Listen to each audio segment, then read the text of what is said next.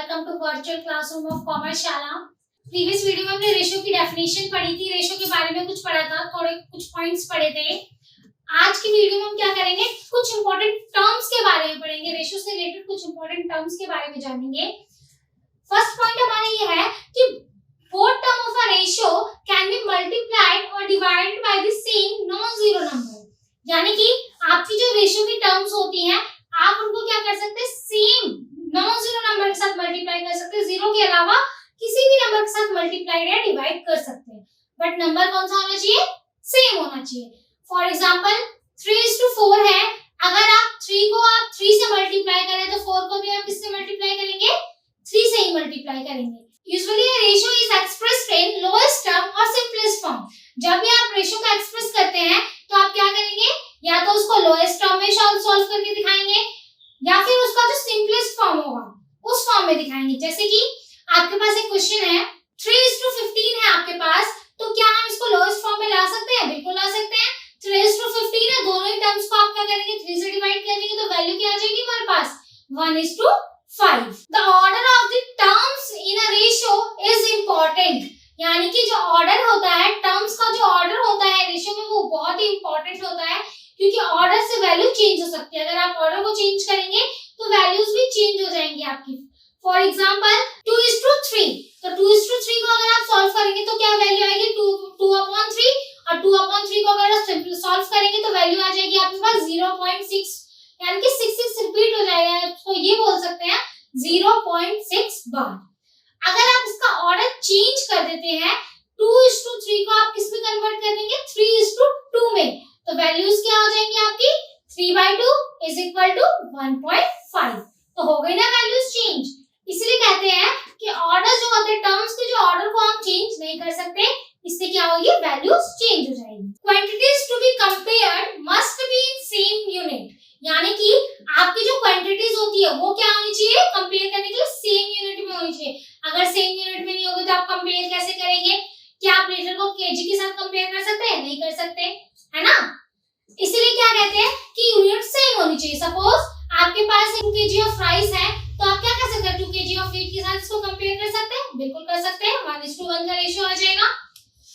अगर वहीं आपसे कहा जाए कि 2 लीटर मिल्क को आपको कंपेयर करना है 5 ग्राम्स ऑफ शुगर के साथ, क्या आप कर सकते हैं, बिल्कुल नहीं कर सकते, क्योंकि इसकी प्रॉपर्टी क्या है कि क्या होना चाहिए, क्वांटिटीज का जो यूनिट है वो क्या होना चाहिए, सेम होना चाहिए। To compare two quantities convert them into equivalent like fractions. यानी कि आप जब दो क्वांटिटीज को कंपेयर करेंगे तो उसके लिए क्या करना होगा, आपके उसको फ्रैक्शन को कौन सी फ्रैक्शन में चेंज करना होगा, लाइक फ्रैक्शन में, क्योंकि लाइक फ्रैक्शन में क्या होता है, डिनोमिनेटर्स होती है हमारी सेम।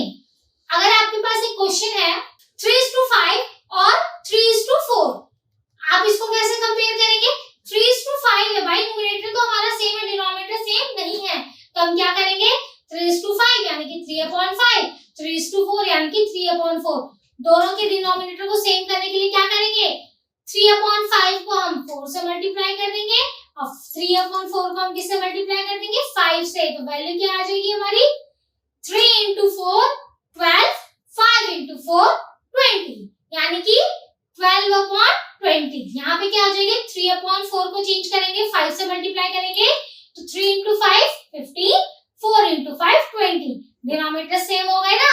अब क्या फ्रैक्शन आ गई हमारे पास, 12/20 एंड 15/20। तो 12 बड़ा हुआ, 15 बड़ा हुआ, 15 बड़ा हुआ, तो रेशियो कौन सा बड़ा हुआ हमारा, 3:4 का। तो जब भी आप कंपेयर करेंगे दो रेशियोज को, तो आप क्या करेंगे, उनको पहले इक्विवेलेंट लाइक फ्रैक्शन में कन्वर्ट करेंगे। इफ द क्वांटिटी इंक्रीज्ड और decreased, the ratio is to be the fraction by which the original quantity is multiplied to get a new quantity is called the factor multiplying ratio। अब क्या होता है factor multiplying ratio, example के through समझते हैं। ABC footwear company produces 4000 footwears in a day। If they increase their production in the ratio 6:5, what will be the new production? अगर ABC company है, कितना प्रोडक्शन कर रही है एक दिन में, 4000 यूनिट्स का कर रही है, और उसका रेशियो क्या है, इंक्रीज होने का रेशियो क्या है, 6:5, और क्या हो रहा है, इंक्रीज हो रहा है, तो हमें क्या पता है, न्यू प्रोडक्शन प्रोडक्शन बताना है। अब जब भी इस टाइप का क्वेश्चन आता है ना आपके पास, तो प्रोडक्शन, अगर कोई भी प्रोडक्शन है, कोई भी क्वांटिटी अगर इंक्रीज हो रही है, तो आपका जो रेशियो है 6:5, जिसको हम क्या कहते हैं, फैक्टर मल्टीप्लाइंग रेशियो। यही तो है फैक्टर मल्टीप्लाइंग रेशियो। जिस रेशियो में जिस रेशियो में कोई भी क्वांटिटी बढ़ रही है या घट रही है, उसको क्या कहते हैं, फैक्टर मल्टीप्लाइंग रेशियो। तो अगर क्वांटिटी इंक्रीज हो रही है, तो आप क्या करेंगे, जो फैक्टर मल्टीप्लाइंग रेशियो का बड़ा नंबर है, बड़ी डिजिट है, बड़ा टर्म है, उसको क्या करेंगे आप न्यूमरेटर में रखेंगे, और छोटे नंबर को क्या करेंगे, डिनोमिनेटर में रखेंगे। और सेम अपोजिट, अगर डिक्रीज हो रहा है तो छोटा नंबर हमारे न्यूमरेटर में आएगा और बड़ा नंबर क्या होगा, डिनोमिनेटर में आएगा। करके देखते हैं। 4000 यूनिट्स है, यानी कि 4000 मल्टीप्लाई बाय 6:5 का फैक्टर मल्टीप्लाइंग रेशियो है हमारा। बड़ा क्या है, 6 है, यानी कि 6/5। तो वैल्यू क्या आ जाएगी हमारी, 4800, यानी कि 4800। सेम इसका अपोजिट इसी क्वेश्चन के साथ कर लेते हैं। अगर एबीसी मैन्युफैक्चर कंपनी जो है फुटवियर, सेम प्रोडक्शन कर रही है फुटवियर का 4000 यूनिट्स का, और क्या हो रहा है, उसका फैक्टर मल्टीप्लाइंग रेशियो क्या है, न्यू फैक्टर मल्टीप्लाइंग रेशियो है 3:4।